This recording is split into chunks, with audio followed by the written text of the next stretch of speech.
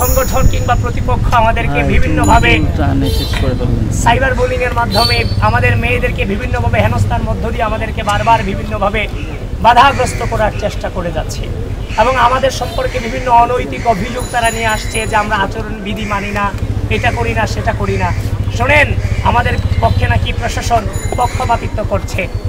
এই প্রশাসন যদি কোনো পক্ষপাতিত্ব করে থাকে তাহলে প্রশাসন প্রথমে পক্ষপাতিত্ব করেছিল গঠনতন্ত্র অনুযায়ী, কারণ এই গঠনতন্ত্রের উদ্দেশ্য ছিল, এই ডাকসুর গঠনতন্ত্রের লেখা আছে, ডাকসুর উদ্দেশ্য হচ্ছে স্বাধীনতা, মহান মুক্তিযুদ্ধ এবং স্বাধীনতা সংগ্রামের যে আইডিওলজি সেটাকে সমন্বিত রাখা।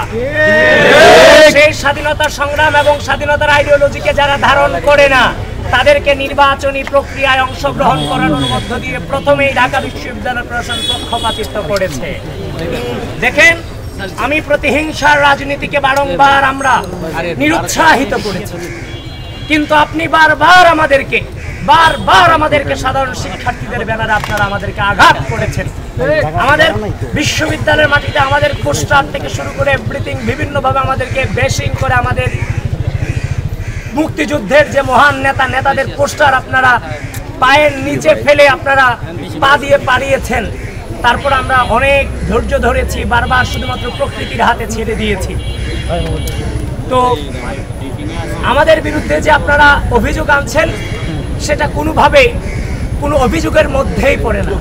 এখনো পর্যন্ত একমাত্র সংগঠন আমরা সুশৃঙ্খলভাবে সকলকে মর্যাদা দিয়ে এই নির্বাচন প্রক্রিয়ার সামনের দিকে আমরা অগ্রসর হচ্ছি। প্রিয় বন্ধুগণ, আমি শেষ পর্যায়ে আছি। 5 আগস্ট পরবর্তী সময়ে যে জেনারেশনটা গুপ্ত রাজনীতি ঢাকা বিশ্ববিদ্যালয়ে করে গিয়েছে শুধুমাত্র একক আধিপত্য বজায় রাখবার জন্য, নিজেরা গুপ্ত থেকে অন্যান্য সংগঠনগুলোকে রাজনৈতিকভাবে নিষিদ্ধ করার অপচেষ্টা চালিয়েছে, কিন্তু তারা ব্যর্থ হয়ে পরবর্তীতে যখন তারা প্রকাশ্যে এসেছে গিয়ে দেখলাম তাদের প্রধান প্রেসিডেন্ট সেক্রেটারি সহ ম্যাক্সিমাম ছাত্রলীগের সাবেক নেতা। এখন 5 আগস্ট পরবর্তী সময় আমরা এই জেনারেশনটা কখনো কল্পনা করিনি যে তারাও তাদের যে পূর্বসূরি মুক্তিযুদ্ধ সম্পর্কে যে ধারণা ওন করে তারা এটাকে ওন করে, এটা আমরা চিন্তা করি না। আমরা ভেবেছিলাম আমরা একই জেনারেশন, কিন্তু 5 আগস্ট পরবর্তী সময় ঢাকা বিশ্ববিদ্যালয়ের মাটিতে রাজাকার শব্দটাকে জেনারেলাইজেশন করুন, মুক্তিযুদ্ধ ভুলক্রমে হয়েছে ম্যাগাজিনে এই ধরনের তথ্য প্রকাশ করুন, জাতীয় সঙ্গীতকে অবমাননা করুন, টিএসসিতে দাঁড়িয়ে যারা স্বীকৃত রাজাকার, বিচার প্রক্রিয়া নিয়ে অবশ্যই প্রশ্ন আছে, কিন্তু যারা স্বীকৃত রাজাকার তাদের তো ছবি আপনি টিএসসিতে টানাতে পারেন না। এবং টিএসসিতে হচ্ছে যে নারীদের ছবি জুম করে তুলে বিভিন্ন নারী বিদ্বেষী যে আচরণ।